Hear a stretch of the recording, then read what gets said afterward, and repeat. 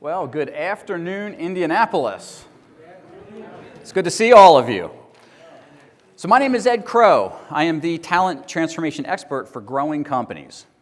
I help companies put in place the processes, the systems, all related to their people that they need to make sure their people are firing on all cylinders so that the company can fire on all cylinders. And that's what we're here to talk about today. We're going to talk about how do we compete for talent in today's marketplace.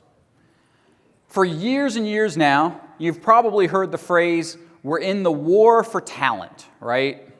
And it's been so overused that we kind of tune it out anymore. But honestly, up until a couple years ago, we weren't really in a war for talent. We are in a war for talent today. The question is, when is the war going to be over? Who knows? Do any of you know? Because I don't know. I'm not sure there's going to be an end in sight, and it has nothing to do with the pandemic. A lot of people will say to me, well, Ed, when the pandemic's over, all this labor shortage nonsense is going to be over, and I just laugh. No, it's not. Go back 2 or 3 years. How many of you are hiring right now? Most of you, yep. And how many of you were hiring 2 or 3 years ago? Yep, same people. And 2 or 3 years ago, were you having trouble finding talent? Nothing's changed. We had a little pandemic thing happen in between the last couple years, but our businesses haven't changed. And so I think it's short-sighted to think that, well, when the pandemic is over, whatever that means, that things will go back to normal. Well, according to you guys, we're still in normal, right? We can't find good talent. We were hiring 3 years ago, we're hiring now, couldn't find the talent then, can't find the talent now. Question is, where is the talent? It's employed. The good talent is employed. And so unfortunately, this war that we're in, we're robbing one side to pay the other. The question is, if you want to be able to rob talent from other organizations, how can you make that happen? Those are the things we're going to talk about today. What is it that's going to make you stand out?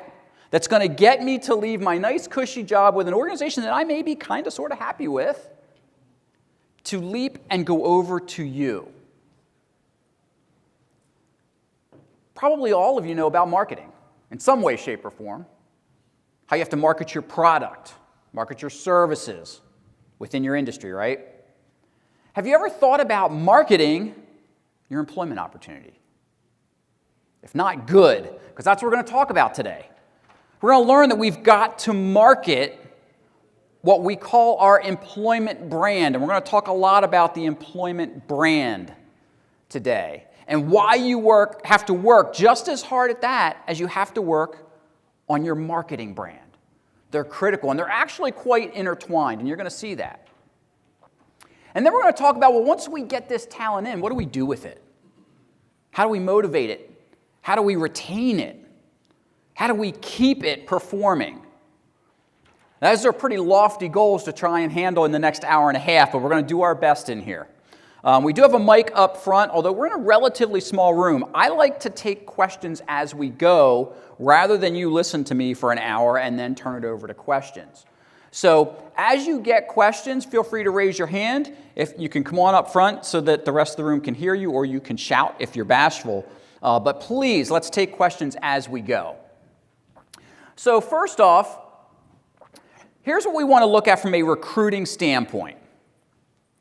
A lot of people, this is how they recruit.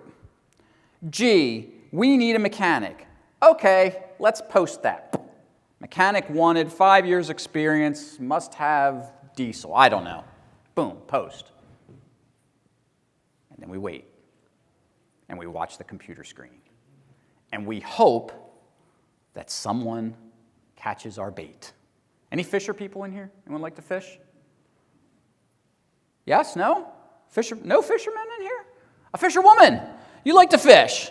Okay, is there a science to fishing? There's patience, right? So you throw your line in, you hope that maybe there's a fish that wants to eat what you have thrown into the water. Now, you can get a little... Exactly. Are you going to feed them what they want? Are you going to go where the fish are? Right? Do you know where the little holes in the lake are? Or maybe you're real advanced and you got that fish sonar gadget, right? You ever gone deep sea fishing and the captain, he knows where the fish are and he goes there and you throw your lines in, right? There's a science to fishing. Now, I'm not a fisherman, but I've been fishing. I get it. I lack the patience, I think, probably, is what my problem is. But do you see the correlation there? If all we're doing is posting and hoping, we're not going to win anything. What does it take to win any war? Talent, okay. That's why he's sitting up front. He's got the answers, right? Talent, we need talent, right? We need talented people. The old right seats in the bus, all that stuff, right? What else do we need to win a war? Strategy. We need strategy. What else? Perseverance. Some luck. Maybe. American Revolution was won a lot on luck, right? If you've done your research. Okay, I heard we need weapons. Okay, I heard something else. Equipment, okay? So not just weapons, but other equipment to get weapons where they need to be, to get the troops where they need to be, all of that, right? If we're in the war on talent, do we need equipment? What kind of equipment do we need to win the war on talent? The best. We can simplify it as that, the best. People today want to work with the latest gadgets and gizmos. So are you investing in that? And if you are, and you probably are you telling anybody about it? Are you telling folks in your recruiting, we've got the latest gadgets. You are going to work with the best technology money can buy? Because they want to hear it. What else did we hear? We heard like perseverance and strength. What kind of message does that correlate to on the recruiting side of things? I'm sorry? Longevity. So maybe your company has been around a while. You telling anybody that? You telling everybody or anybody that you've grown year over year for the last 10 years, 15 years, whatever it might be? Maybe it's longer. Maybe you've been around 30 years, never had a layoff. Telling anybody that? Perseverance, absolutely critical. I want to know if I'm going to join you. Am I taking a risk because you're a startup or you're new, and that may be okay, right? Or am I joining a tried and true organization that's looking for some new talent and maybe some new sparks? We have to tell people that. What about strength? How does that relate to recruiting? You need a strong army to win a war. So what kind of strength do we need to win the war on talent? Training. Do we have the best trained staff? Do we invest in them? Do we constantly put them through the rigors that they need to be put through to be at their best at all times, whatever that means and whatever their role is? When the pandemic first hit, I saw a lot of organizations slashing costs because we had to. And unfortunately, one of the biggest cuts made was in training and development. And I know I looked at all my clients and said, don't you dare cut that.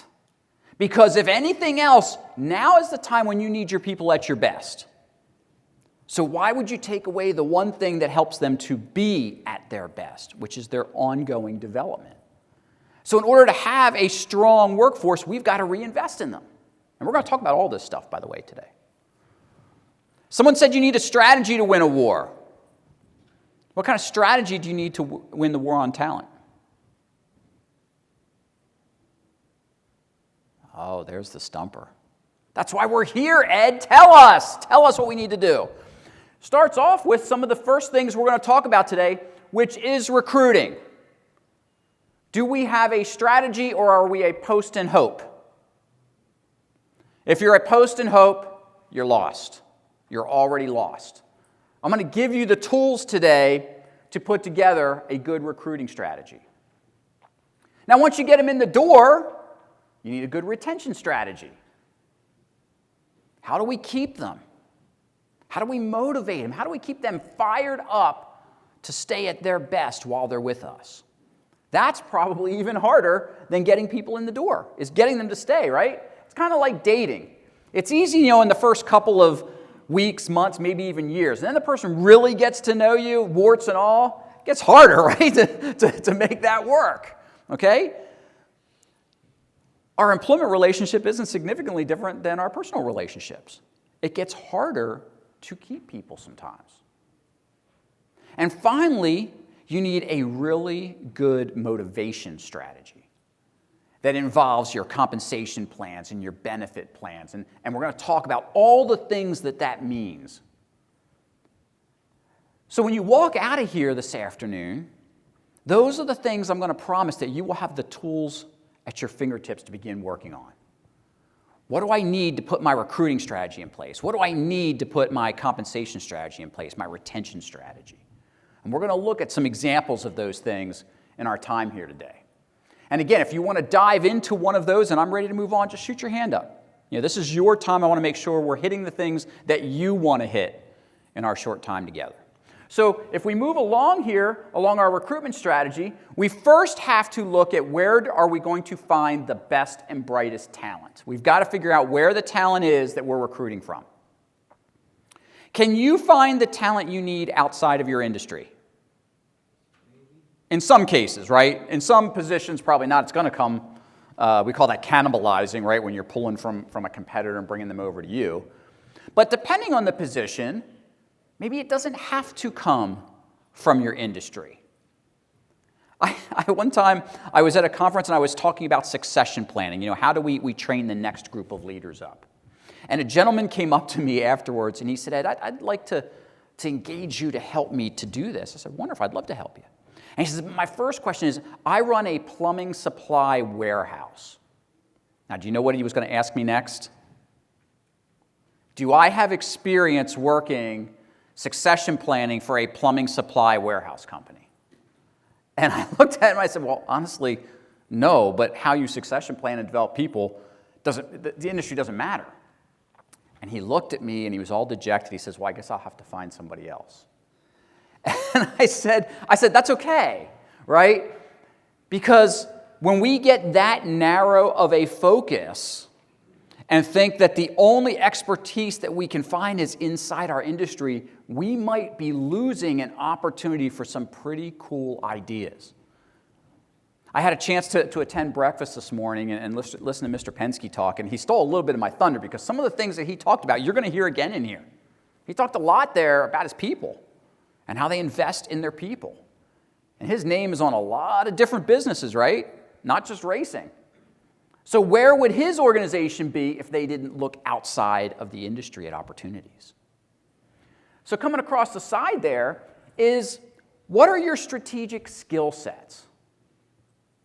What is it that your organization really needs? Have you identified those? Have you identified them not only in your current staff, but if you're looking to the future?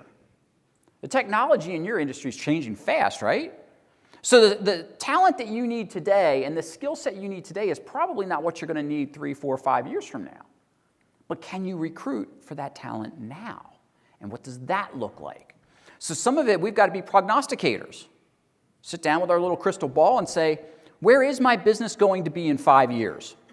And in order for it to be there, what's the kind of talent that I need to draw in now? Because one of the biggest mistakes that business owners that I deal with make is they'll say, well, gosh, Ed, I'm a $10 million company. So if I just keep doing what I'm doing, I'll get to 15 million or I'll get to 20 million, whatever the number happens to be. And I said, no. What got you to where you are today is not going to replicate to another 10 million on the bottom line. Or if you're at $1 million, it took you to get to $1 million is probably not going to be the same as it's going to take to get you to 2 million. But fill in the number that works for you. So we've got to be fortune tellers to a certain extent. What do I need to get me to that next level? What's going to break me through the ceiling that I'm facing? And a lot of that comes back to the talent and the strategic objectives of your business. And we're going to talk about those strategic objectives today. And then if we come down around the other side, there's the first mention of employment brand. How many of you have ever heard the term employment brand before? 1, 2, 3. Yep, only 3 of you. I'm not surprised. All of you have a marketing brand, right? And you can probably, if I said, what's your marketing strategy or what's your marketing brand, you could probably tell me that. But because I don't know all of you, let's start with this one. If I say Nike, you say? Just do it. Just do it, okay? That's their brand. Just do it. I heard someone say shoes. Yes, that's how they start. Is that all they sell?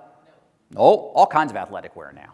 And sporting goods for that matter, you name it, right? But just do it. That's their marketing brand. But guess what, folks? That bleeds into their employment brand. What do you think they tell their R&D department? Who comes up with crazy, wild ideas for stuff? Just do it. Let's figure out this is going to work, right? If I say Walt Disney World, what comes to mind? Imagineering. I just heard something in the back. The most magical place on earth. That's their marketing brand, right? And how do they deliver on that? Through their Imagineers. Those Imagineers are trying to figure out how can they immerse you in the Disney experience. That is their brand. But it plays into their employment brand because they don't have employees. What do they have? Cast members. Everyone's part of the show, right? And did you know that to reinforce that, everyone in the organization, and I mean everyone, at some point during the year has to be in the park. So the next time you go to Disney and you're ordering your fries, could be a vice president serving you your fries. They have to spend time in the park with the guest experience. It's that much a part of the vibe and the culture of that organization. So our employment brand and our marketing brand start to get intertwined. I had a CEO of a medical practice come up to me after a session one time, and he said, Ed, we have to talk. I believe that my human resources department is actively inhibiting my ability to grow my company. I said, oh, those are some fighting words, right? And we got in there and we started to talk. And one of the things that he said to me was, he said, Ed, they were an orthopedic practice. And in their region, they were the best. You blew a knee out, you blew your back out, you went to these docs. Best hands down in their region. Yet nobody wanted to go work there. Employees would not refer their friends to work there. Their employment brand was in the toilet. And this CEO and the docs who owned the practice were pretty smart, and they realized we can't maintain the level of service that we've come to be known for if we don't fix our employment brand. If we can't draw in the best and brightest talent, doesn't matter how good the docs are, right? Think about that last time you went to the doctor. How many people did you touch before you ever saw the doc, right? You maybe saw a receptionist, you probably saw a nurse or two, maybe a specialist of some sort, right? Lots of people touching their patients who were all miserable. And they realized if we don't fix this, our marketing brand's in the toilet. And we fixed it. I'll talk about how later. Finally, we're going to talk a little bit about employee engagement, but I prefer us to focus on something called the employee experience. And they are different. I am not splitting hairs there. We're going to see why they're different today. You might say, well, I got a great bunch of employees. They are engaged. Good. I'm glad they're engaged. But what's their experience? That's a key question that you'll be able to answer when you walk out of here today. So our recruitment strategy follows those 4 steps. And by the way, I asked a couple people ahead of time. I understand you guys do not have access to these slides. I am happy to share them with you. So afterwards, we can make arrangements to make that happen. So here's the new recruiting framework. Here's what this looks like. Okay? So again, if we start up in the top left there, we have to be more strategic. The old casting the line out and hoping, no good. So where is our talent right now? And how do we get them to perk up and look at us? Well, that starts with this idea of experience. I said we're going to talk about employee experience. We're also going to talk about the candidate experience.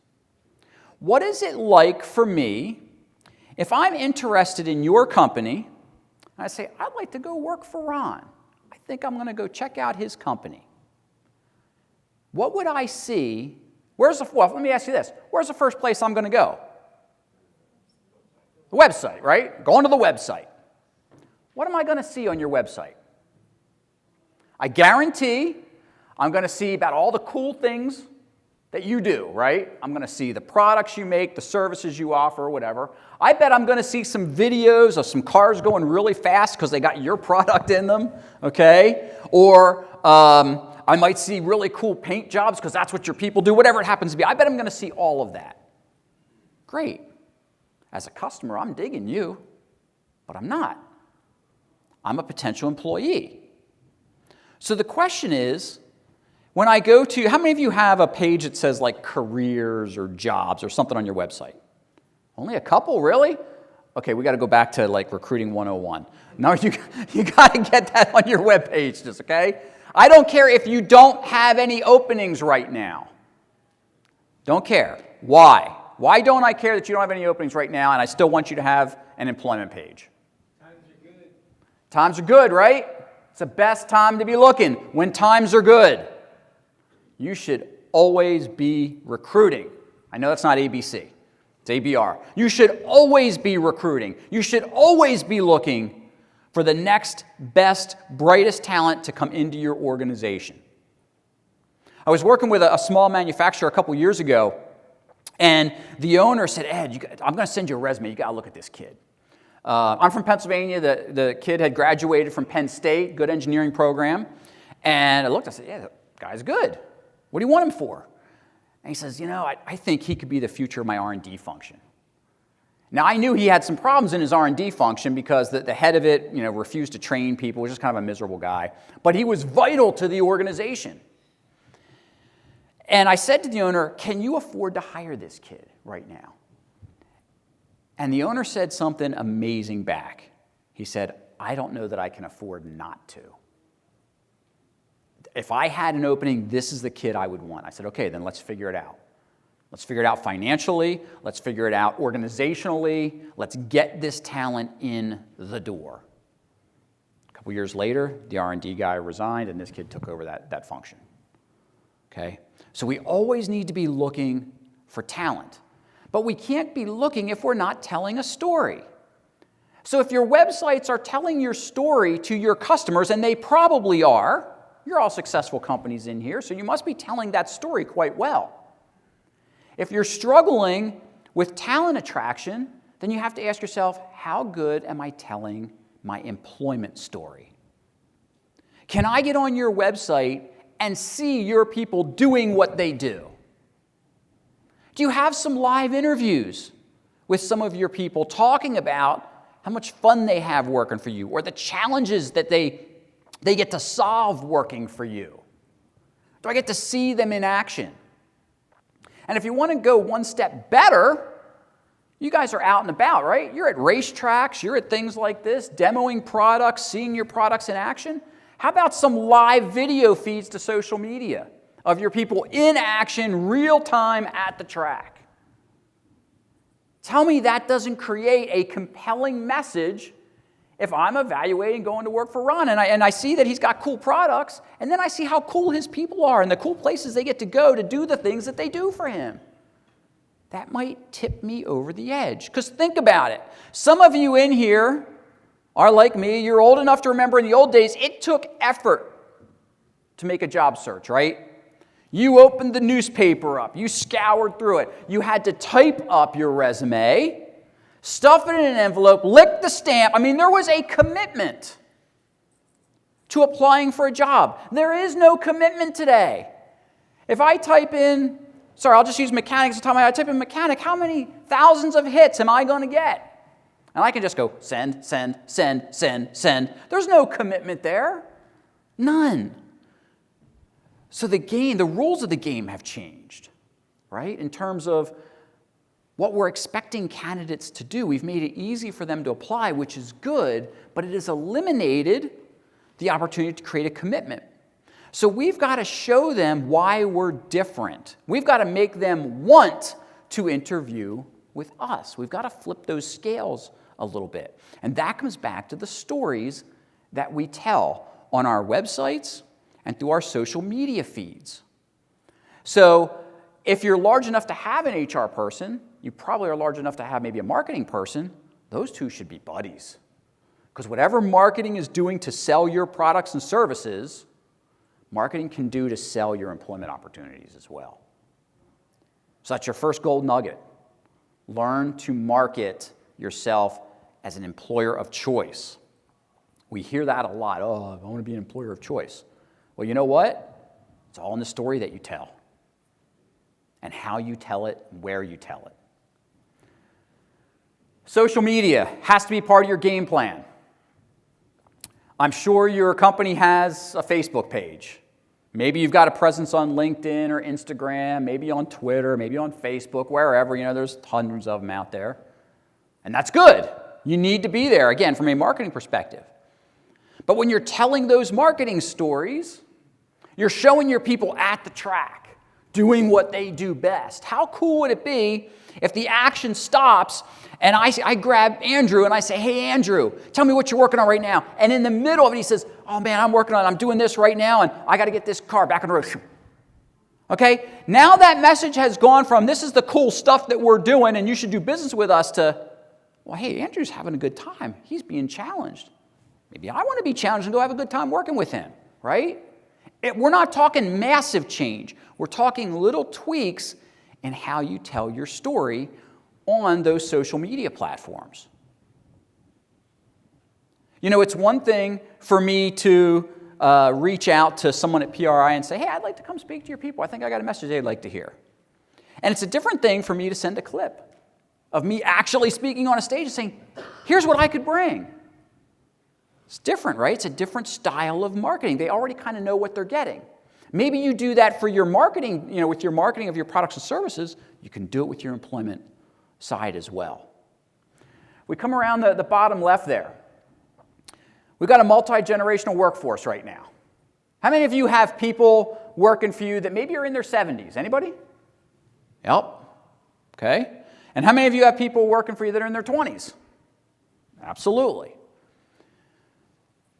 About 20 years ago was the first time we ever hit 4 generations in the workplace.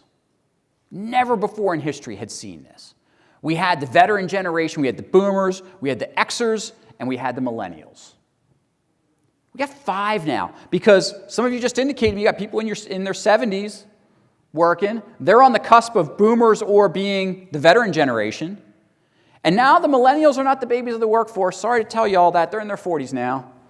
We got Gen Z in the workforce. Okay?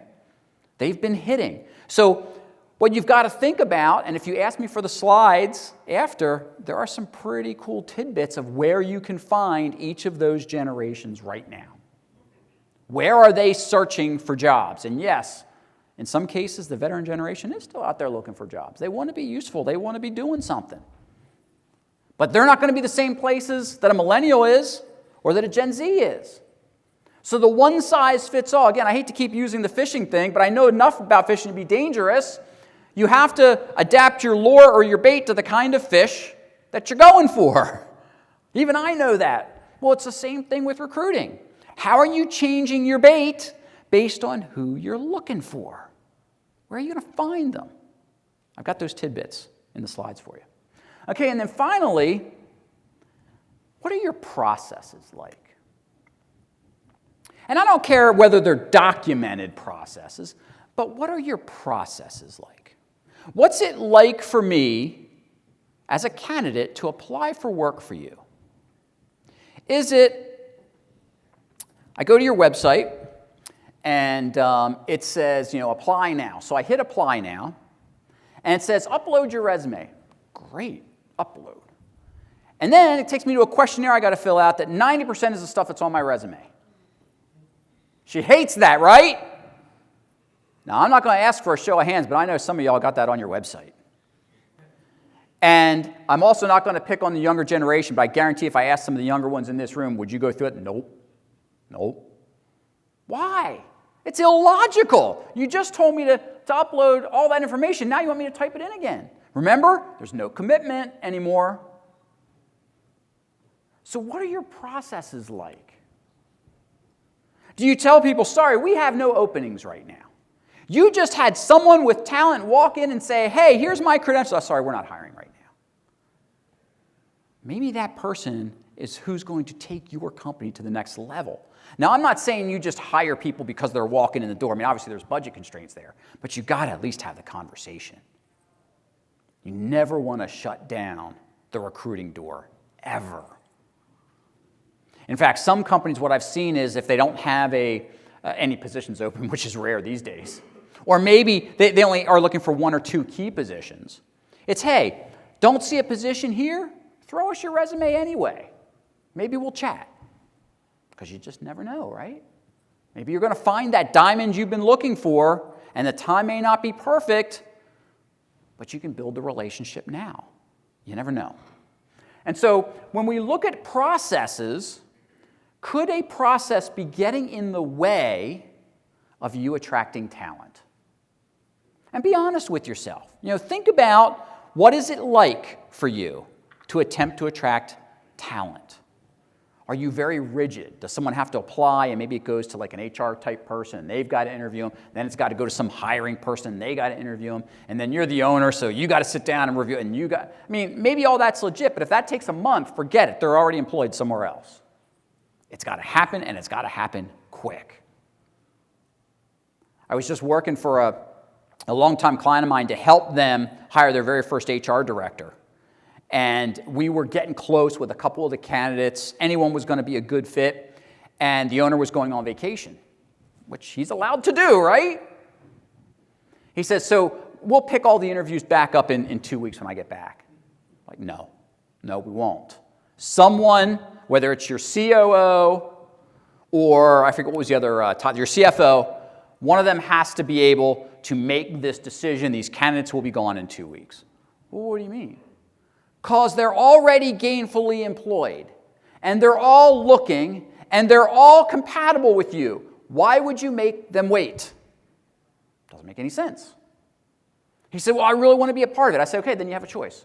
Zoom in with them on your vacation, which I know stinks. Don't get me wrong, I get it. I don't want to zoom in anywhere on my vacation either. Okay? But we're in a war right now. We can't walk away from talent. And for him, that was a process. Well, I have to have the final say. Why? 4 other people have interviewed them and like them. Trust your people to do the right thing. So look at your processes when it comes to not just your candidate experience, but what about your employee experience? What's it like when I walk into your organization on day 1? Hey, there's your desk. We'll get you a laptop. Bathrooms are down the hall there. Need anything else? No? Right? Is that what my first day is like at your organization? Or is it, hey, I'm going to give you a walk around. I'm going to introduce you to the gang, and Taylor's going to be your supervisor. You met him in the interview. And, it's Andrew over here, and he runs this shop. And, what's that like for people to begin to acclimate into your culture on that first day? We've got to look at those things. We call that onboarding. What's it like to get them onto your boat? And how do we communicate where your boat's going and what their role in that's going to be? So next up, I want to talk about why we should care about this idea of experience, okay? Because this onboarding thing and this whole candidate thing that we're talking about, it's about experience, okay? So ultimately, if you think about how you use social media, the internet now. Let's go back a number of years. Those of you, there are several of you in the room that can remember this. Your neighbors went on vacation, and when they came back, what happened? This is directed to the boomers most definitely. What happened when your neighbors came back from vacation? Okay, so maybe you got the mail for them, but what else happened? Gave them the keys back, yep. Slideshow. Come over for dinner, and we'll show you pictures of our vacation. And everyone went, oh, why are we going to the Joneses to look at vacation pictures with them? This makes no sense. What do we do today? Facebook. Oh, pictures, and we're liking it, and we're loving it. Wish I was there. Oh, that brownie looks really good. Can't believe you ate that whole meal. Can't believe... It's all real time. We're living experientially now. The way we use the web and social media, we're not using it just for information anymore. We are not in the information age. We're in what's called the experience age. We want an experience out of those online interactions. We want a connection with people through those online interactions. And because of that, we have to think that way when it comes to recruitment and retention of our people. What is life like at your place of business? What kind of experiences are you promising your people? Mr. Penske this morning said, "I rarely say no." Pretty smart guy. That's an experience. His people know they can go to him and say, "Hey, I got this crazy idea," and he's not going to just shoot it down. How cool. That is an experience that most people would like to have. Hey, I've got this idea. Let me run with it until we figure out that it can't work or it doesn't make sense for it to work. What would your people say their work experience is like with you right now? Because that's all you have to offer, right? The employment relationship is quite simple. I've got my time, talent, and effort on this hand that I'm willing to offer to you. And on this hand, you're going to give me meaningful work and fair compensation. That's all it comes down to, okay? When one of those gets out of whack, we've got problems. And where it usually gets out of whack is we start expecting more and more and more out of our people, and yet we don't give them the experience that they want. You promise them a 40-hour work week with occasional weekends or nights, maybe during in-season or whatever. Meanwhile, they're working 50, 60 hours a week, 50 weeks out of the year. You said they might travel once a month. They're traveling 3 weeks out of the month. Incongruity, right? And people look at that and say, this is not the experience that I want. That's when they start looking. And it's okay. I'm not telling you to change what your experience is, but we have to find the people that want the experience that you've got. That's the magic sauce. And that comes through your storytelling. But the bottom line is, we've got to look at all of our processes related to our people and see if they are hindering our ability to create the experience that we want. I was working with an organization that ran a customer service telephone center. Right? They were an outsourced phone center. So these were the people you got at the other end of the 800 line, right? And, this is, I call it the duh factor because, who would do this? But businesses do this. So on the wall, they had one call resolution in big print, right? So they were telling their people, you have the authority to fix our customers' problems. One call. How cool is that, right? We call an 800 number. We don't want to tell 5 people our story 5 times. We want to tell our story one time. We want to get it resolved. We want to get off the phone. So that's admirable. What do you think the problem was? They did. They had the authority. So he said that no one was going to use the authority. Nope, they were using the authority. It was in how they were being rewarded. How do you think they were being rewarded? Okay, yes, bonuses, but for what? Saying no. Not saying no. No, wasn't saying no. How many calls they took an hour? Yeah, I hear the gasps. Who would do that? This company? Doesn't make any sense, right? You are empowered to fix that call, but doggone it, I'm going to bonus you out. You take 100 calls an hour. Watch out, baby. You're going to make all kinds of money. That's a business process that flies in the face of the experience that you want for your customers, number one, but in the experience that you sold to everyone sitting in that phone center. It doesn't make any sense. And I guarantee, because none of our businesses are perfect, we've got things like that going on that they just don't mix with what we're doing. We've got to figure that out. We've got to figure out a way to get to, yes, we can change that process. Not that, oh, it's always been done that way and we'll just keep it that way. It doesn't work today. And nobody wants to hear that. I don't like to hear that. You probably don't like to hear that either, right? Our employees don't want to hear it. Okay, so I said I was going to come back to this idea of employee experience and employee engagement. Take a look at the left-hand side, okay? Employee experience is a daily, a weekly, just immersion in your culture. It's a vibe. And your processes support it, what you're doing supports it. It's like we're constantly reselling, right? Just like the customer who keeps coming back and buying from you time and time again because they love what you're doing for them. The employee keeps coming to work and giving 100% because they love what you're doing for them. On the other side, we've got employee engagement. Employee engagement is focused on having happy employees. Can someone have a great employee experience but not always be happy? Thank you for nodding yes, right? It is work after all. It's a 4-letter word. Some days are not as good as others. I work for myself, and some days I don't have very good days, right? It happens. Engagement is about happiness. We need to work on that, right? But think about it. If you guys were my employees, and I brought you in and gave you pizza today for lunch, would you be happy? Maybe. If you like pizza, oh, hey, Crow got us pizza today. Great. Tomorrow, are you still happy you had pizza for lunch yesterday? No, especially if it gave you heartburn at night. You're like, no, this is not a good thing, right? That's the difference.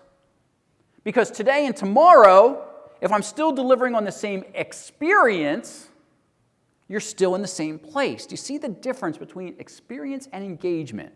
We need both. But if we can marry them, if we can marry their expectations and their happiness, that's experience. Can we deliver on the expectations that our people have? And this is about the point where a business owner will typically say, Ed, it's not all about our people. To which I say, yeah, we've got the business that we've got to look out for. But I'm also a believer that if we look out for our people, they will look out for our business. And if you have someone who's not looking out for your business, what do you do with them? Fire them. It's a necessary ending. Oh my gosh, Ed, but we started off with the war for talent, and now you're telling me to kick one of the troops out. Yes, they're a traitor. If you were in a war, would you want traitors on your side? No, they're giving all your secrets away. You have an employee who's not producing for you, and you're saying, well, that rear end in that seat's better than none at all. Is it?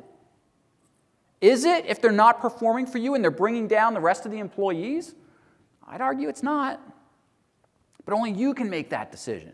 But the magic sauce is in blending those two. Having employees that are happy and satisfied the majority of the time, but who are committed to your strategy and where you're going because you're delivering the employment experience that they want. Okay, brand promise. You all have a brand promise for your products and services. Best widget on the market. You'll make my car go faster, stronger, or I don't know, whatever it is that you do, right? Whatever that happens to be. You make that promise to your customers. And you're all successful, so you must be delivering on it. So again, I come back to, what's your employment brand promise? Now, we're not going to do something silly and tell people, hey, come to work for us, it's going to be peaches and cream all the time, and you're never going to look for another job again, and we hope you stay here until you retire. No, we're never going to say that to anybody. But what we can make a commitment to is we're going to give you exciting work with a team of highly trained people doing challenging things, and we're going to reward you fairly for it. And hopefully along the way, we're going to have some fun doing it. That's not a bad promise to make to people, right? Because business can be fun. Work can be fun. Not every day, obviously. Some days are just bad. But what's our brand promise? What are you committing to your employees? And a lot of you are probably doing some really, really cool things for your people. And if you are, then my next question would be, are you telling anybody about it? Especially, are you telling your potential recruits about it? Or are you keeping your light under the bushel, right? We're humble. We don't want to talk about this. I'm working with a company right now. Actually, it's the one that we're in the search for the HR person. We're actually working the deal right now. And they do a tremendous amount of work in their local community. And it's all under the radar. The owner's a very humble guy. You know, he gives back to the community because he feels like that's the right thing to do, reinvests in his hometown, and it's a small town back home. And I said, you need to be talking. I don't want to talk about it, Ed. I said, Mike, you have to. Your customers want to know about it. People that come to work for you want to know that you are reinvesting not just in them, but in the community. You are doing some really cool things in this community. It's okay to talk about it. It's part of the story. And in fact, when I was interviewing candidates for him, one of the candidates, when I was sharing some of the cool things they're doing, she said, oh my gosh, Ed, I've been in corporate America so long that I have forgotten what it's like to potentially work for an organization that actually cares about what's going on in their backyard and who's reinvesting and wants their employees to be invested in the local community. Don't underestimate that power to draw people in. Maybe you're doing some great volunteer things or whatever in the community. I guarantee you that's part of the story that people want to hear. Because one of the things we know about the millennials and Gen Z is they want to be part of something bigger than themselves. And if you're doing those things, tell those stories because you'll deliver part of the promise they're looking for, which is to be part of an organization who's doing something bigger than itself. So with this brand promise, what we have to do is we've got to be authentic. I don't want you talking about things you can't deliver on. So on the left-hand side, you've got the promise. On the right-hand side, you've got the experience. Now, as a little side note, before I started my own business, I had worked for UPS for many years. And I did some operations work, and I did some HR work there. And when I first went into HR, part of the onboarding of new employees was, filling out all the paperwork and reviewing the safety stuff. And there would be videos sometimes that we would show. And it would crack me up because this video would show this guy who was loading we call them the brown trucks package cars, okay? And the boxes coming down the conveyor belt were all perfectly sized, perfectly taped, nice square boxes. And he'd pick them up, and he'd smile, and he'd put it on the truck. And he'd come back over here, and he's just having a good old time.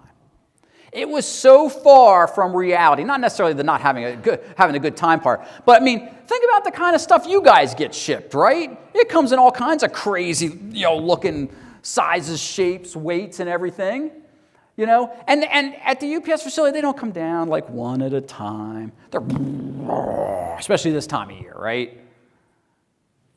I stopped showing the video. My manager said, Ed, you have to show the video. I said, no, I don't. It's competing with the experience. We're telling people this is what it's going to be like out there, and all I got to do is walk through those doors and they see it's not what it's like out there. It makes no sense. He said it's a training video. I said, no, it's not. It's utopia.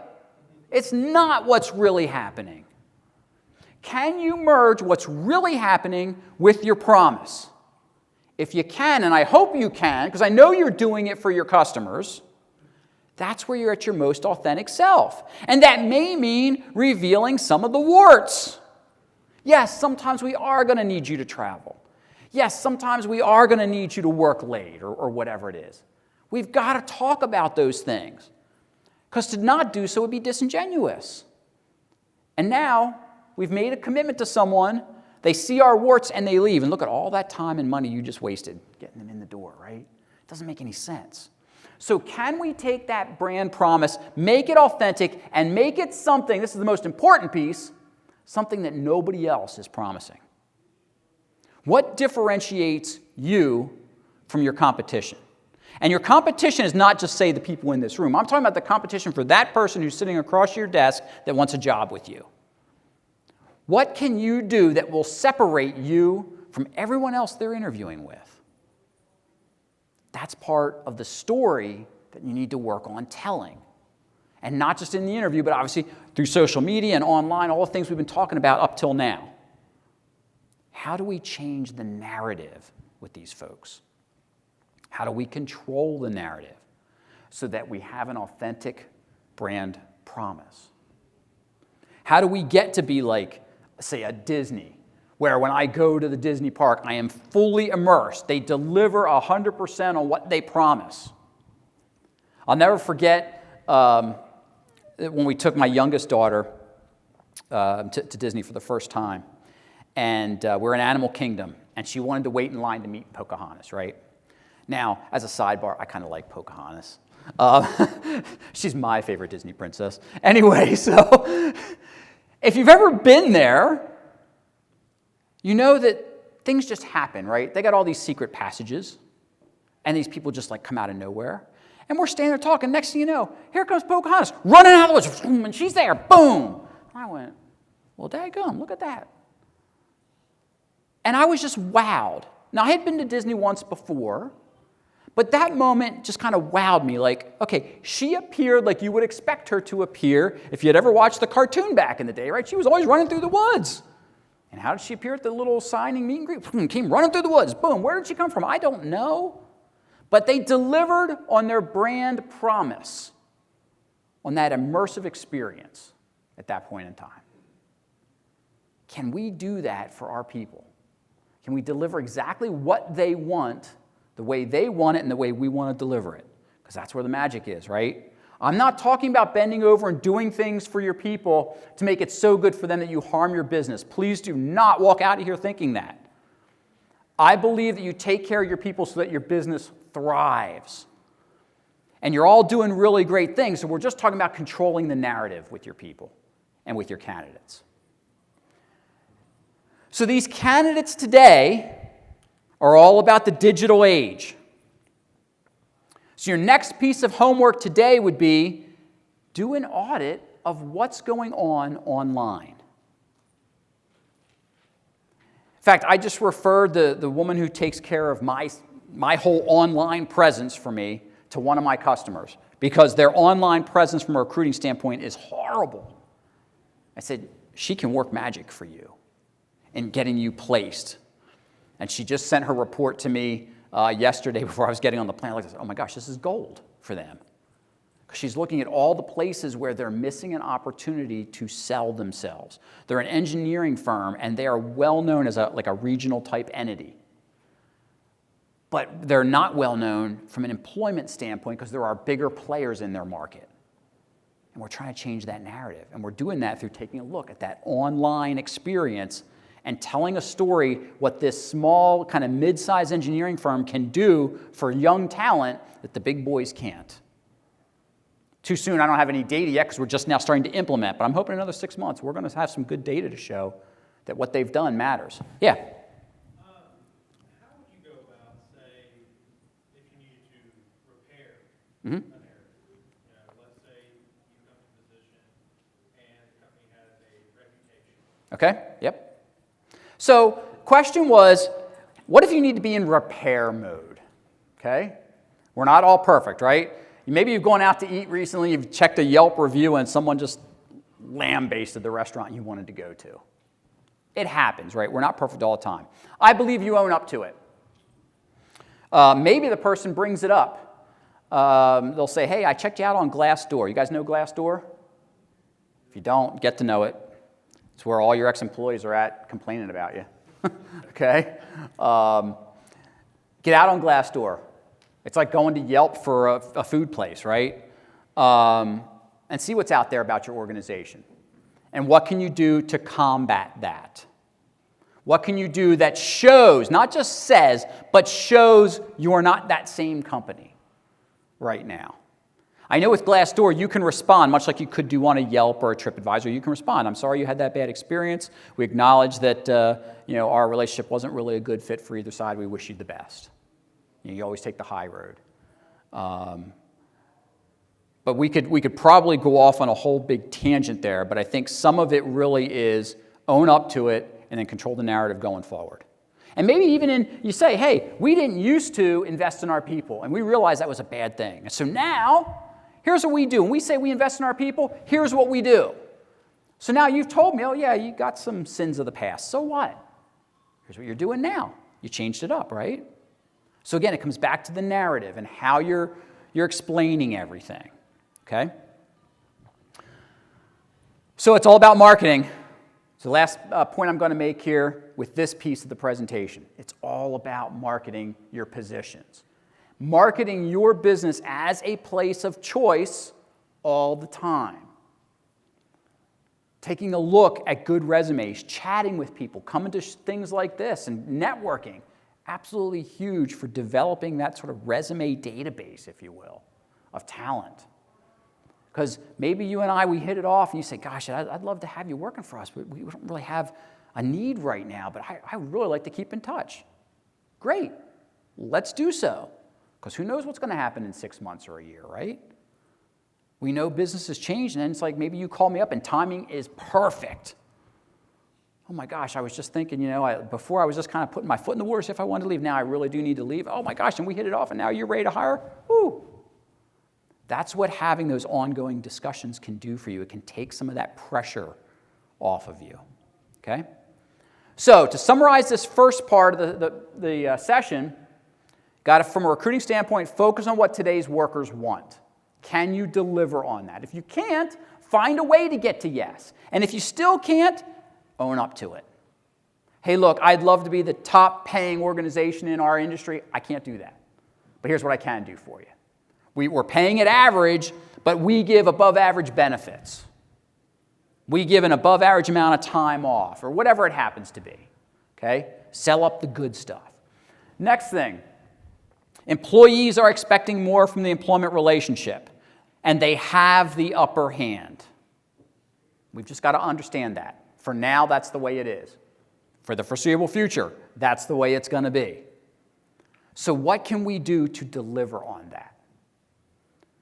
I have a large not-for-profit that I'm working with, and the HR director called me the other day, and she said, Ed, I've got to stem the flow of people leaving us. Now, this organization does great work. I mean, people are there for the mission, and they actually pay them quite well. And what's happening is they've got this one level, they call them service coordinators. So this group works with folks with disabilities, and they help them to get job skills they need or modifications in the home they need to make life a little easier on them. And so these care coordinators are leaving and going to a big conglomerate because they're earning $5,000 more. Now, every one of these people that has left has told her, we love it here, we love the culture here, but we can't pass up $5,000. And I said, well, we know that you can't offer them, you can't counteroffer. Fiscally, they can't make that happen. And I said, I'm not sure you can do anything. But here's what I'm willing to bet a good amount of money on. Anyone know what I said to her? They'll be back. Because that $5,000 extra that they're getting is going to cost them something. I've seen it time and time again. Now, does that cause her short-term pain? Absolutely. It's causing her major pain right now. But in that situation, I'm not sure there's much more we can do. If they're being honest and they're telling us, we love the culture, we love it here, we love our boss, we love our coworkers, and it's all about the money, then I ask, how committed are they to what you're doing? And that's what you have to ask yourself, okay? Yes, please. Had that, and the biggest question was whether or not I would want them back, since they would leave and leave me for $5,000 or whatever. I have an insurance company, kind of a mid-sized company. They draw a bunch of talent from the big boys, the Aetnas and the Prudentials of the world, because people want out of that corporate environment. And these people, when they come and they hear maybe some of the long-timers complaining, they'll say, you have no idea what it's like with the big boys. We have it made here with the culture. And your access to the president and the VPs and the decision makers. It's really helped them to tell their story is actually these outside hires that they brought in who just love it there. And they're big on letting these people tell their stories about why they left big insurance. For sometimes less money, but a much better working environment with flexibility and, yeah. So what do you tell somebody leaving for $5,000 for retention? Say, leave for $5,000 now, but you won't have this culture. I don't know what to say. So Andrew says, what do you tell that person when they come in and tell you they're leaving you for the $5,000? Depends on the mood I'm in. Sometimes I might sit there and say, hey, there's the door, see ya. Because, do I want them back? Because the fact that they're leaving already tells me something, okay? But I don't want to waste talent. And so I would probably say to them, what are you being expected to do for the $5,000? Oh, the exact same thing I'm doing here. Okay, maybe it's the exact same job duties, but what are you expected to do? Those are different things, right? Here, we don't expect you to answer emails after 5 p.m. There, we've heard, you're going to be answering emails on the weekends and 8, 9 o'clock at night. Do you want that? If so, okay, right? Those are little things, because you probably know some of the competitors that you lose people to and what's going on at those competitors. And so you can, and I think probably in an attempt to do the right thing for your people, it's probably right to have that type of discussion. Because the reality is, I will tell you this, I am never a fan of making a counteroffer. Because you're essentially paying people more to do the exact same thing for you. That doesn't make any sense. The only time you do that is if you've looked at the outside world and realized that maybe your comp has gotten out of whack. Then you make the adjustment, of course. But otherwise, why would you pay someone an extra $5,000 to show up tomorrow to do the exact same thing they were just doing today? It doesn't make any sense to me. And we're going to talk about comp in a minute. I was thinking that if it were someone I really wanted to keep who was going to leave me for $5,000 for some more money, that I could tell them to call me in 3 months if they wanted to come back, because I'd really like to have them back. And maybe there's a consequence too, like your benefits have to start over, or you actually have to bring you back on at the X rate, which is slightly less than they were making, a buck less, something, some kind of consequence, but that you'll really miss them, and don't burn that bridge and come back. Right. You hate it there. Yeah. If you're confident in yourself and your organizations, and at that point, much like some friends that are doing things that you don't want to do, like, it's okay, we're cool. Maybe they'll go out there and learn something from that company and come back and bring that to yours. So in case any of you in the back didn't hear, it was, hey, maybe we say, check in 3 months. Let me know how it's going, right? And Taylor said, yeah, just because all your friends are going off doing something just because you don't want to do it, that's fine, right? Let them go do it and have that experience. And maybe when they come back, they're actually better. Maybe we'd want to pay them even more, not less, right? Because they went and got some experience and came back. So I don't think there's a cookie cutter approach. I think you have to know the talent. It could be someone you're saying, yeah, there's the door, right? Change the locks when you leave, right? Because some of that you heard Mr. Penske say, turnover's good sometimes, right? You need a little bit of turnover. Yes, sir.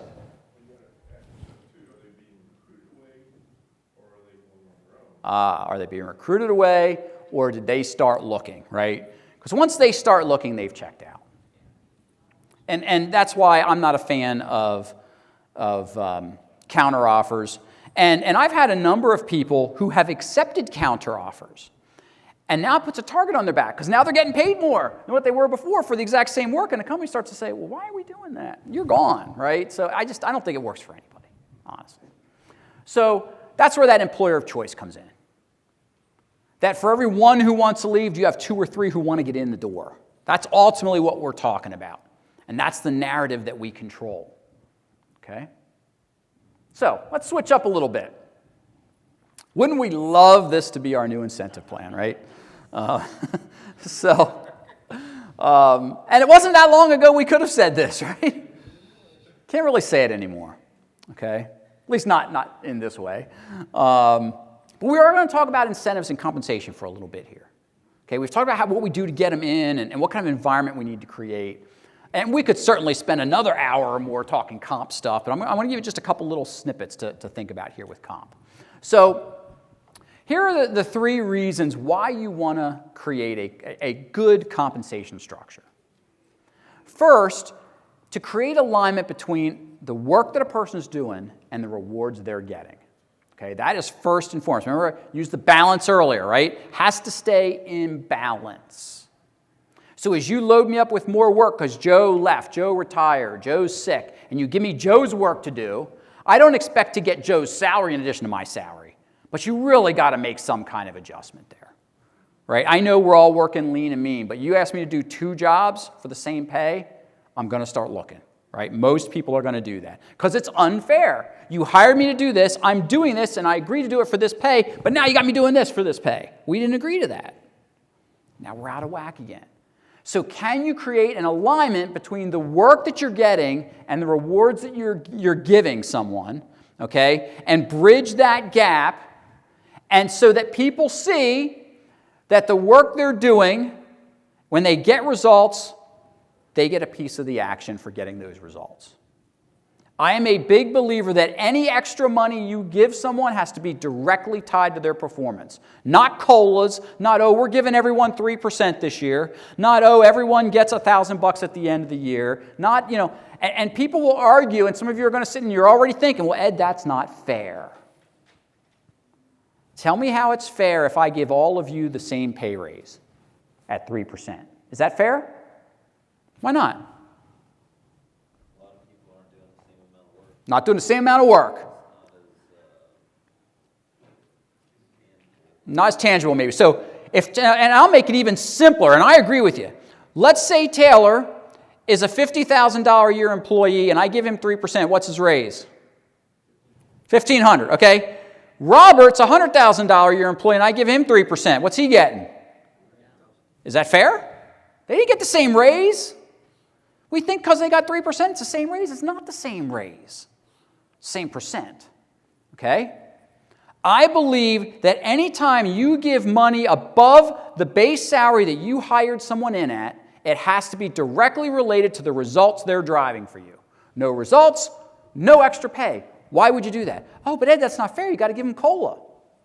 Why? They're not driving performance. They're not driving results. Why would you pay them more to get no results? It doesn't make sense to me. I don't know. People do it all the time, though. I'm a bit of a stickler on those kind of things. And I get into very heated debates with a lot of my clients over this. If I'm not working hard for you and I'm not getting results, and you turn around and you give me more money, what did you just incent? Oh, I can keep slacking and I'm still going to get something. That is the behavior that you are incenting. Okay? There has to be alignment there between the work and the reward and the results and the payoff. Have to have those connected. Okay? Second reason is we want to help achieve the organizational objectives. We're going to talk in a minute about how do we link what I'm doing and the results I'm getting for you to where the company is going. Go back to the customer service center and the one-call resolution. I can directly see how if I can get customers off the phone in one call, how they're going to love our company. But I can't directly see how if I'm on and off the phone 100 times an hour, just saying yes, yes, yes, no, no, no, boom, how that might drive a negative customer experience, and that's not going to get us to where we want to be as a company. And so we need to align our rewards and the behaviors that we're driving with our people to where the company's going.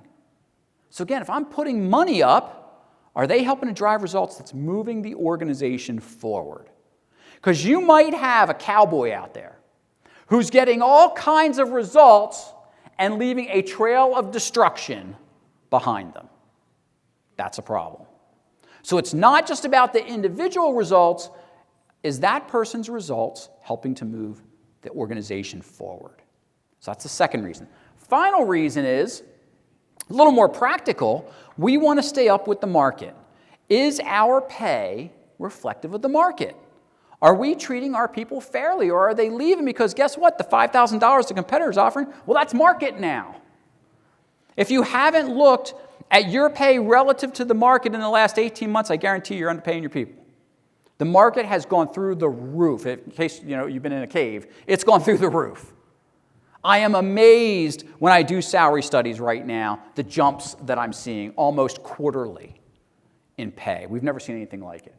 And preliminary data is showing the average raise in 2022 is going to be 3.9%. The average raise across industries. Biggest we've seen since, I think it's 2008 or something like that. It's crazy, since right before the bust. Crazy amount of money being thrown around. And so, is our pay reflective of what the market's doing? Okay, and we're going to look at, it's not just about hard cash. Okay, there's other things that go into it. When I use the term pay, there's a whole lot of other things that go into that. And so we're going to look at that in a moment too. How do we make sure that the whole, what we call the total rewards bucket, is comparable to what's going on in the market? And so when we're designing a structure, these are just a couple of the things to think about. You know, are you at market? How financially stable are you? Maybe you're saying, gosh, I'm trying to grow and I'm kind of cash strapped right now. Great. Doesn't mean you can't put some money at risk for your people, right? Put more of their pay into the variable bucket. Hey, you help me get to this number, we're going to reward you over here. That'll separate the cream, right? When you start to look at people and say, hey, you know, you can either accept a flat bonus of $2,000, or guess what? You could earn up to $10,000 more if you hit this, and this, because these are key drivers that are going to help my business. And if the person says, I'll just take the $2,000, well, now you know what you got with that person, right? Versus the person who says, give me a shot at the $10,000. But that's a philosophy, okay? And that comes back to that employment experience we've been talking about. Which type of person do you want? And there's no wrong answer there. I would prefer the person who wants to go after the $10,000. But maybe that's not your culture, and that's okay. A lot of this stuff here comes back to culture. Anyone unionized? Anyone got union people working for them? I wouldn't think so, okay. Because obviously that would play in. But right now, look at the last one I got up there. Inflation and state of the economy, right? It's there. So these are things, again, if you want to grab the slides after, there's some good nuggets there.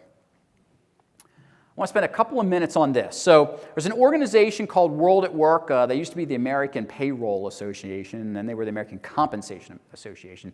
But this is their model, and I want to explain it to you real quickly, because to me, this encompasses everything we need to be doing for our people to make sure that we are incenting them the right way.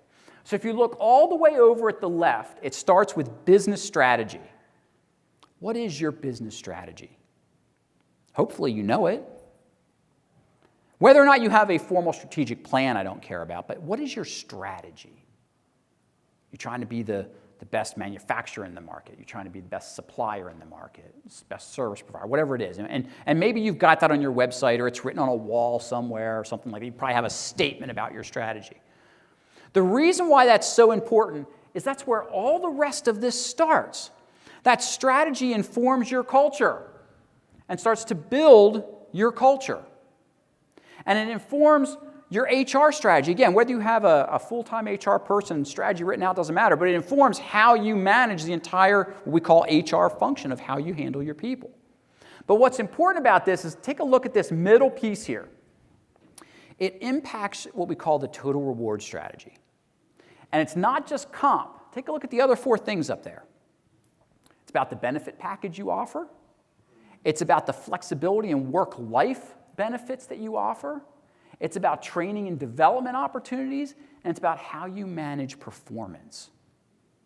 Those 5 things are the things, that's the package that we offer in exchange for my time, talent, and effort. So it's those 5 things we have to keep in ratio. So maybe you're not so good in the comp and you can't do much about it. Well, what can you do with some of the other things? Can you make it more enticing to come to work because I can remote in a day a week? Or I've got a flexible come and go. I can get my kid on the bus and maybe I don't come in until 9, but I'm willing to work till 6 or 7 for you, right? Or can I come in at 5 in the morning because I need to get my kid off the bus at 3 p.m., right? Those kinds of little things. Can those things make up for the fact that maybe you can't pay what the market's at right now? So it's not always just about money. So don't sit there and say, oh, well, I can't do, the market's out and I just don't have the money. Okay, great. What can we do in some of these other areas that might attract someone in now? So again, don't leave here saying, well, gosh, he talked a lot about this stuff, but fiscally I can't do it. Find a way to get to yes. You heard that this morning. Find a way to get to yes. How can I manipulate the other things in here? Because here's why. Those things are what's going to drive your attraction, your motivation, and your retention of your people. Okay? And if you get that, now you've got satisfied and engaged employees. And guess what happens then? The last part of the graph. You get performance and results for your business. That's why we do all of this. In order to connect our business strategy and our business results, everything else in there is people. And a lot of times business owners will stop me here and they'll say, Ed, what about our equipment? Okay, who helps you buy that equipment? Oh, that's right, people. Who operates that equipment? Oh, that's right, people, right? Everything comes back to your people. Everything, right? And that's why I talk about this model in almost every talk that I do, because I believe it is that powerful for how we manage the people side of our business. And I'm willing to bet if you took a look at your company financials, this bucket right here is the biggest bucket line item. Most companies I talk to, it's at 30% minimum. 30%. I talked to a CEO of a service organization. They weren't making widgets, they just had service. They really didn't have equipment. 60% of her budget was people expense. Wow. Right? So if you have the same, then that means that 60% of your time we should be worried about that piece of the budget. And that means looking at some of the things that we've talked about today. Now, let's have a little bit of fun. Some of you got paper in front of you. This is good. These are the most common retention and motivation drivers out there. And probably anything you don't see on here, we could probably put into this list. I would like you to pick the top 3 for you. These are just in alphabetical order right now. Pick the top 3. Top 3. You want the cheese. Maybe one of the snack stands has cheese. Who moved my cheese? So what 3 do you think your people want? Just jot them down or think about them.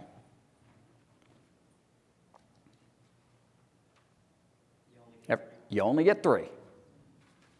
Everyone got 3? There's a study done a few years ago. Several hundred companies, several thousand employees were asked the question I just asked you. And they also, in those same companies, asked thousands of managers. Here's what the managers said. This was the order that they ranked those things in their companies. Climate, the supervisor, and the culture. Top 3 reasons that people stay and are motivated by our organization. You're saying, no. I kid you not, I used this one time last year, and there was a lady in front, she started arguing with me over it. I'm like, it's just a study. It's just a study, okay? So how many of you had at least one of the same top 3? You had one? Okay, keep your hands up. How many of you had at least 2 of them? Okay. Anyone get the trifecta? Get out of town. Winner, winner. 3. Okay, so only one person had all 3. Okay, here's the problem. Oh, you had all 3 too? Back in the back? Excellent. Excellent. Here's the problem. This is what the employees said.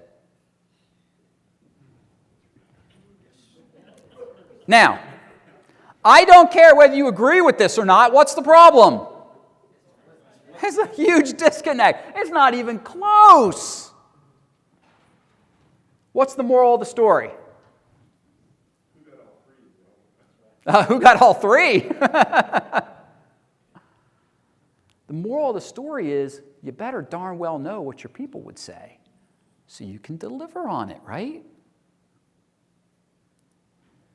There's nothing on this list that we can't deliver to some extent inside our business. Not a thing, right? And I always get asked, so I was interviewed on a podcast the other day, and the person said to me, Ed, what's the number one thing business owners ask you? I said, oh my gosh, that's easy. It's, how do I know what my people want? And it's a very simple answer. Anyone know what it is? Ask them. Thank you. Okay, who wants to take over here? You know, it's simple. It really is. Ask your people what they want. Then this doesn't happen. All of these things are important. It's probably going to be different in your organization, and again, that's okay. What we don't want to see is this kind of disparity, because then we're really hitting the mark. And I guarantee you, if I went into any of the companies that participated in this, and I started talking to the employees, they would say they're not delivering on their promise to us. What they promised us in the recruiting, what they promise us every day, they're not delivering on it because they can't possibly be, right? And so when you think about and you're processing the stuff that we talked about in here today, and you think, oh, Crow said some cool stuff, I think I might want to implement some of this stuff, go back and talk to your people about it. Ask them what they want. What's going to engage them? What does an employment experience mean to them? What does being engaged mean to them? And then deliver on that promise. Don't guess in the dark. Too often we sit behind our desks or we sit in a boardroom with the other management people, whatever, and we make decisions, and then we wonder why, well, that didn't go so well. Because we didn't talk to the people who were being impacted by it. Yeah. I'm guessing that also gives you an opportunity, because conceptually people say, I was going to get paid more, Okay. But it gives you an opportunity, okay, how do we get you in a position to do that, right? Exactly. Because conceptually everyone's selling more money. Yeah. You know what I mean? And so it's like, that sounds great. Right? I love it. As a business owner, Name? you're going, that sounds great, but how do we get you there? And it's Tad? Tech, yeah. Okay. So Tad said, conceptually, when someone sits down and says, here, well, benefits and comp are very important to me, the question could be, okay, well, how do we get you better benefits and more comp? Let's see if we can't figure that out. I'm all about paying someone more money if they can earn it, right? I'll pay you as much as you're worth if you earn it. Well, it doesn't say, look at it though. It doesn't say he said the employees don't want training. It just says out of all these things, it wasn't the highest of concern. But if I say, look, you need to get some training so that I can get you into another role that's going to earn you better comp, now maybe they go, the cheese. See, there's always a reason something's on there, right? You can dangle the carrot. I've used that one too. That guy dangling a carrot out there. So take a look at these and figure out which of these you need to work on in your organization. You probably can't tackle all, so I think, 7, 8 of them up there. You probably can't tackle them all. But which ones could you tackle? Talk to your people about which ones are important to them. And say, okay, what can we do to improve those? And then just work your way down through the list. That's the best way to do it. Here's the dangling carrot, and this is scary. A recent study was done where they took 11 different studies together. They pulled all the data about what does it take to change an employee's behavior. Look at that number. You give someone less than a 7% raise, their behavior is not going to change. When's the last time anyone here got a 7% raise, absent being promoted or something? Yeah, really? Oh, you got one? Good for you. There you go. Look at that. He got 7%. So I'm going to go back because I'm a simple guy. I'm going back to Taylor because he's our $50,000 a year employee, right? And we said that, well, 3%, he should be happy with that. But I want you to think about what that 3% really means to him. We agreed that that's $1,500, right? Does he get that $1,500? Oh, his wife does. Does the wife get $1,500? No, why not? IRS is in there, right? There's all kinds of hands in our pockets. Okay? Taxes, the whole bit coming out. So let's say he's got $700 left of that $1,500. Oh, but wait a minute. He gets paid biweekly. Now, I'm not smart enough to do 700 divided by 26. All I know is it comes out to about pepperoni on your pizza. And we think that he's going to be more committed to us because we told him every other Friday he can get pepperoni on his pizza. Who are we kidding? Okay? Now, I'm also a realist. Ed, we can't afford to give 7% raises. What are you smoking? Okay? Here's what the same study found out. Bonuses seem to have a bigger impact than pay raises. So what if I give Taylor, instead of giving him a 3% pay raise, I give him a 3% bonus? So he's still getting $1,500. But is he getting $1,500? No, because the IRS and everybody else hands still in our pockets, right? So he's still getting maybe that $700. But now he's got a check, or the wife has a check for $700. We're in football season. He's building out his man cave. So I'm going to take that $600. I'm going down to Best Buy. I'm going to get me the biggest big screen TV I can get. And he hangs it on the wall. And every time he has his buddies over for football, he clicks on. That's my bonus right there. That was my bonus right there. There's a reinforcer every time, right? Every time he turns that TV on, that was my bonus. That was my bonus. Or maybe he's a really, he's a good family man, and he treated his family to a vacation with that bonus money. And every time they talk about, oh, that was my company bonus, did that for us. It got us that nice vacation. Now, Any of you know Dilbert, the comic strip Dilbert, right? Okay, and you got Catbert, the evil HR director, okay? And when Catbert has an evil thought, what happens to him? If you're a real Dilbert fan, you would know. His tail twitches. So here's where Ed's tail twitches. I didn't give Taylor a pay raise, did I? So next year, what's his pay? It's $50,000. But I'm putting his bonus maybe at risk every year. So he has the opportunity to potentially earn more in that bonus, but I'm not impacting his base pay, which means all the other things that are predicated upon base pay don't move either. Now, be very careful with that. I'm not advocating that he should go for 5 years with no pay adjustment, okay? All I'm saying is, if we are smart with the money that we have to manage for our compensation budgets, I might be able to make his life really good and our financial impact or our financial picture look really good as well. I'm not about sticking it to the employees or anything along those lines. Don't mistake my message.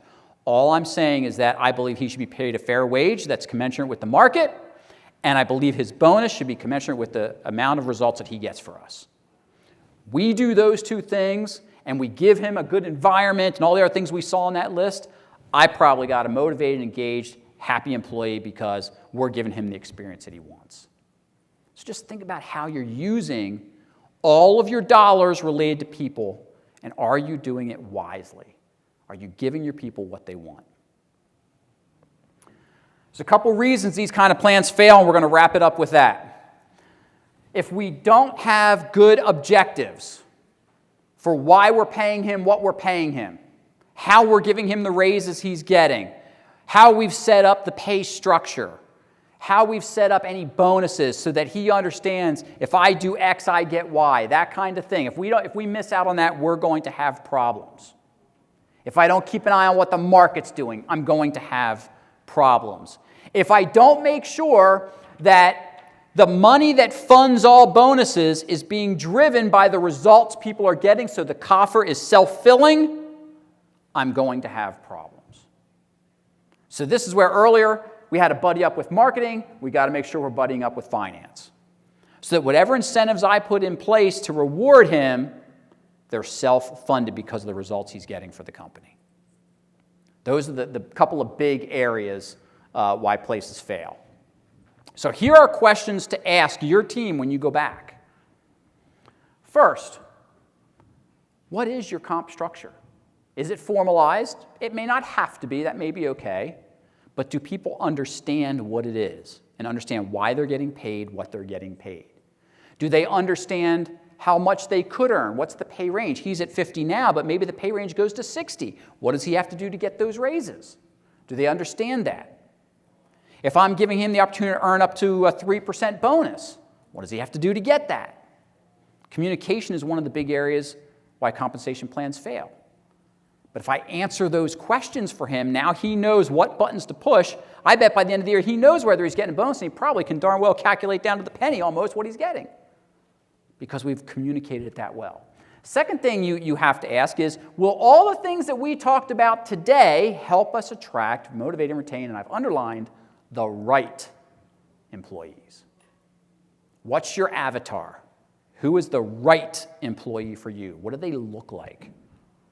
What do they think like? What do they act like?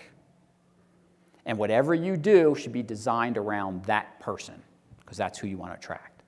Final bit of homework that you should be asking about is, what is your strategy for rewarding your people? And is it reflective of the things that are going on in the marketplace today? But I believe even more importantly, is it reflective of the culture you're trying to build in your organization? Because pay and rewards is a big driver of culture. So if you go back and you ask yourselves and ask your management team those 3 questions, you're going to find some pretty cool answers, maybe not the ones you want to hear, but definitely the ones that are going to help you to improve your business. So I want to thank you for your time today. I have a couple of announcements. One is if you like what you heard,